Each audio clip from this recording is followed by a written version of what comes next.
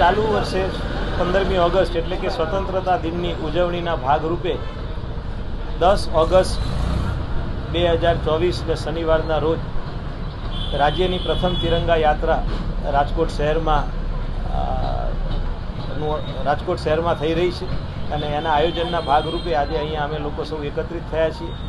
આપ જાણો છો એ રીતે આપણે આ બહુમાળી ભવનનો જે ચોક વિસ્તાર છે ત્યાં આગળથી તિરંગા યાત્રાનું આપણે પ્રસ્થાન કરાવીશું અને તિરંગા યાત્રામાં ગઈકાલે બધા જ પદાધિકારીઓ માનનીય મંત્રીશ્રીની ઉપસ્થિતિમાં રાજકોટ શહેરના સૌ સન્માનનીય નાગરિકો, બધી જ સંસ્થાઓ, તમામ NGO, શાળા સંકુલો, કોલેજ સંકુલો, તમામ યુનિવર્સિટી બધાની જ સાથે એક બેઠક કરેલી છે અને તિરંગા યાત્રાનો ઉત્સાહ ગઈકાલની બેઠક પરથી અમારો પણ બેવડાઈ ગયેલો છે.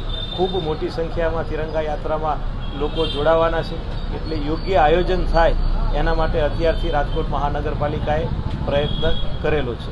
જે રીતે અમને માહિતી મળી છે તે મુજબ તિરંગા યાત્રાની અંદર ગુજરાત રાજ્યના માનનીય મુખ્યમંત્રીશ્રી ઉપરાંત કેન્દ્રીય મંત્રીશ્રીઓ, રાજ્ય સરકારના સન્માનનીય મંત્રીશ્રીઓ અને સૌ પદાધિકારીઓ પણ આ તિરંગા યાત્રામાં જોડાશે.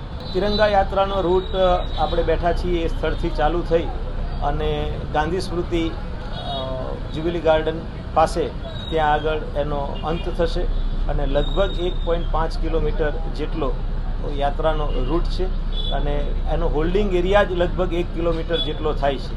એટલે એ હોલ્ડિંગ એરિયાને ધ્યાને લઈએ તો લગભગ 2-2.5 કિલોમીટર જેટલો આપણો યાત્રાનો રૂટ થઈ જશે. યાત્રામાં વચ્ચે વચ્ચે વિવિધ સ્થળે આપણે એક ચેર સ્ટેશન દર 100-150 મીટરે આયોજન કરેલું છે. એ ચેર સ્ટેશનમાં યાત્રાનું અભિવાદન થશે અને દેશભક્તિના ગીતો, દેશભક્તિને લગતા ડાન્સ પરફોર્મન્સો વિવિધ વેશભૂષામાં યુવક સાંસ્કૃતિક સેવા દ્વારા સ્પેશિયલ આ માટે એરેન્જ કરેલા ગ્રુપ દ્વારા પ્રસ્તુત થશે.